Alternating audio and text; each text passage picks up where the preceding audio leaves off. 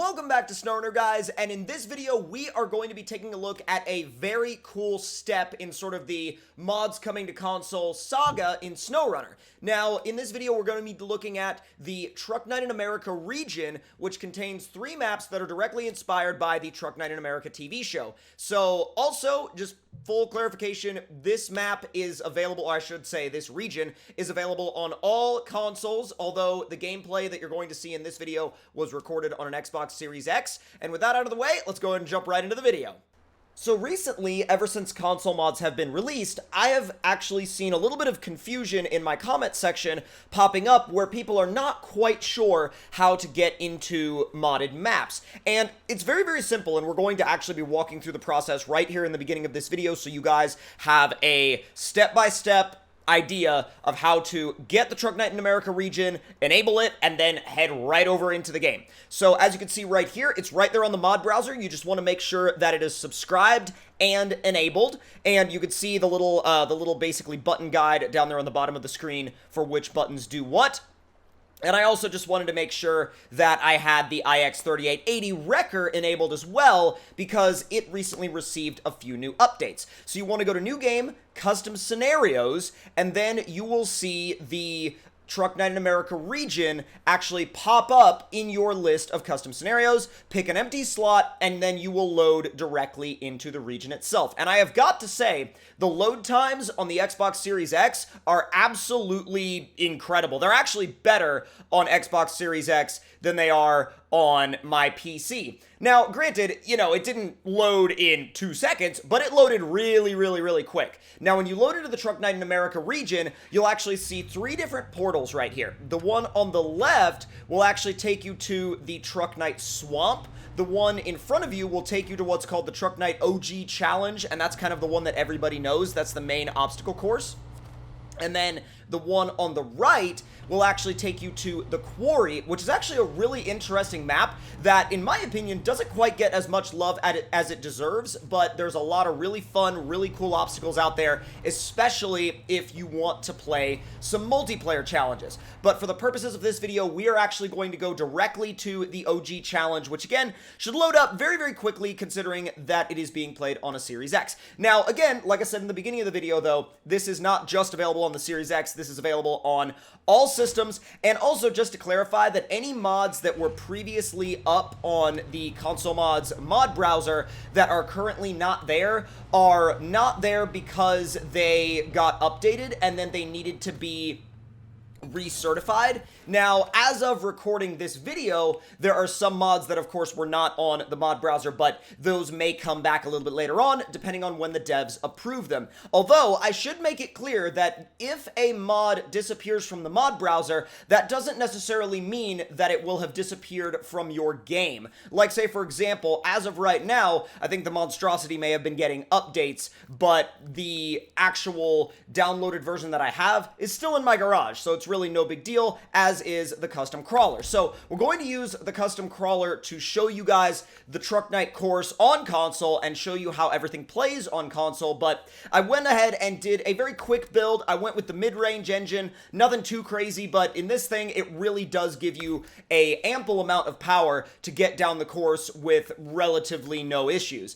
And I decided to go with the fairly standard suspension configuration with the 49-inch mud tires as opposed to the 46-inch mud tires or generic off-road tires. Now, later on in the video, you'll see we do a little bit of a quick detour to one of the rock crawling trails, but for that we use the sort of, like he says, generic off-road tires, because those are a little bit better suited for rocks. I mean, these big, you know, mud-focused paddle tires aren't really going to do much for you on the rocks. So here you can see we have the giant custom-made starting line looking really, really good.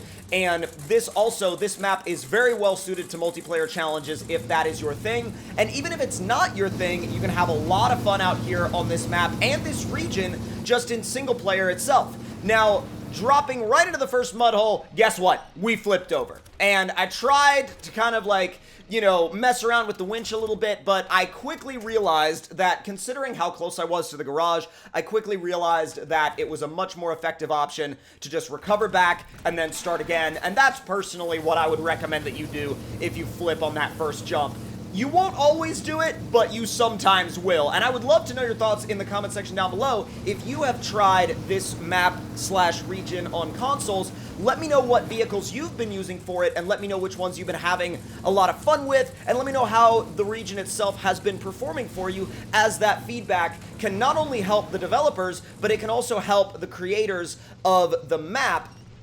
So, well, I should say the map and the region. I keep getting map and region mixed up. I think mainly the reason why is because I'm still used to calling a map just a map, and the concept of regions, even though the concept of regions in SnowRunner is not necessarily a new thing at this point, I think when you're talking about mods especially, the term map instead of region just kind of comes out, and I'm not quite used to saying region in place of the maps. But actually, on this run, I decided to do a little bit of the pulling challenge, even though I knew that this vehicle would be more than capable of pulling one of these little Chevy 1500s. And as you can see, when you hook up to one of these things and then you take off, this thing just does a mega wheelie and just does not let up. It keeps going. You just keep it pinned, and keep in mind that we're still using the mid-range engine. This is not a over-the-top, wild engine, or at least the max engine. I guess this, the middle engine could technically be considered over the top, but ran all the way through the pond in high, by the way. Absolutely wild amount of grip and power and just capability overall in the mud. And I was actually really impressed at the performance of these mud tires on the rocks, because it just kind of walked through everything. Now, keep in mind, you don't really have any sort of approach angle or departure angle issues to deal with. I mean, literally the first and last thing to touch any obstacle on this vehicle is, well, the tires, because the axles are the furthest forward and furthest back thing on the entire vehicle. So really, at that point, you have nothing to worry about in terms of how you approach obstacles. You can approach an obstacle from almost any angle you want and be 110% fine. Now, I decided to go across the simple bridge because I just wanted to use that one as a sort of a demonstration, and I didn't really want to risk falling in the water this time. This thing does do really well across the logs until you get a wheel snagged, and then you topple over, but thankfully there are a lot of trees just kind of chilling on the sidelines that are there for you to use to flip it back over if need be. And then the whoops, of course, are a very well-known part of this course at this point, and so you better make sure that you're either pointing your rig straight or that you have a really good suspension setup, because you can very easily topple a rig over in the whoops section. So now we're actually going to go ahead and recover back to the garage, and we're going to swap out the wheels and tires. Now, the reason why we're going to swap out the wheels and tires is because I wanted to actually give a little bit of attention to an area on this map that I think a lot of people either don't know is there, or they just kind of they don't necessarily give it all that much attention, and I really think that more people should, because it's a very well-made rock crawling trail, and if you've brought a crawler along, like this particular vehicle, then you really, really should at least give it a shot. And we're not going to run the whole trail, obviously, but if you do have the time to run the whole trail, I highly recommend it, because it's a really nice break from running the standard obstacle course and just constantly jumping around and bashing around through the actual main course itself. So if you do have a little bit of extra time while you're playing this map, I do highly recommend checking out the rock crawling trail. There's also one on the left side. Obviously, we took the one on the right, but there is also one on the left side, which is a little bit more scenic, whereas the one on the right is definitely more of the challenging one. And now, I didn't just want to leave you guys with one vehicle, so I decided to bring the iX 3880 out, which has also had some recent updates, and if you haven't used it in a little while, especially on consoles, I absolutely highly recommend using it. Now, one of the interesting things, and you'll see in a second, is on the Xbox Series X, I don't really end up having any menu lag when going through the tire options with the 3880, although I've heard from you guys in the comments saying that you experience crazy menu lag even on like an Xbox One or an Xbox One X when you're going through the large list of custom tires that the iX vehicles like the 3880 and the iX Wrecker respectively have available. Now, I decided to go with the 49-inch Quasi-Monster mud tires, and I just did a quick build on the rest of the rig, basic snorkels, all-wheel drive, got all that stuff out of the way, and decided to go with a rotator build. Even though I didn't really have anything to rescue, the rotator is sort of not only the functional highlight of this vehicle, but it's also the visual highlight of this vehicle, and there are a couple of new features on it as well that I wanted to showcase for you guys, because if you haven't downloaded this yet, I absolutely recommend that you go and download it right now and try it out, especially if you're on consoles. I believe this thing has well over, literally there are over like 110 or 115,000 people subscribed to this truck at this point, which is absolutely incredible and is a huge achievement by Puppy Master, the creator of this rig, and it just goes to show that once they sort of opened the floodgates to console players in terms of mods, it shows how badly the console community has been wanting to get their hands on these mods, because they haven't even been out for very long yet, and people are just storming to download these trucks. So I decided to go ahead and put a couple of, harsh driver stickers on the door, because why not? I mean, it really does fit, And then I decided to also put snuffles on the hood, which, you gotta do it. You gotta do it. At least in my mind, you gotta do it.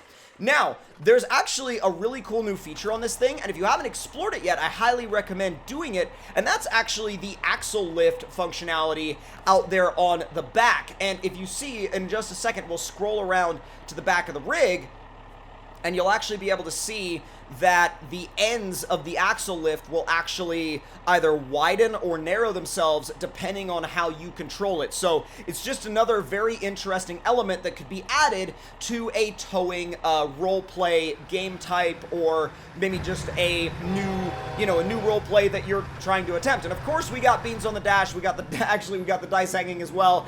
And this thing really has become one of the standout mods, because I think, Puppy Master has put so much time and effort into just continuing to expand all of the features and capabilities of this truck, that every time, like, if you use this thing and then you kind of just put it away for like a week or so and then you come back later and use it, chances are that there will either be a new feature or a bug fix or something, because he just keeps updating it and he just keeps making it better.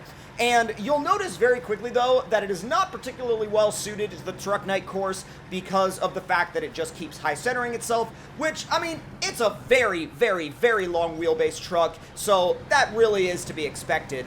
And even though it is triple axle in the rear, the distance between the farthest forward rear axle and the front axle itself is still long enough that you really open yourself up to a lot of potential high centering, let's say.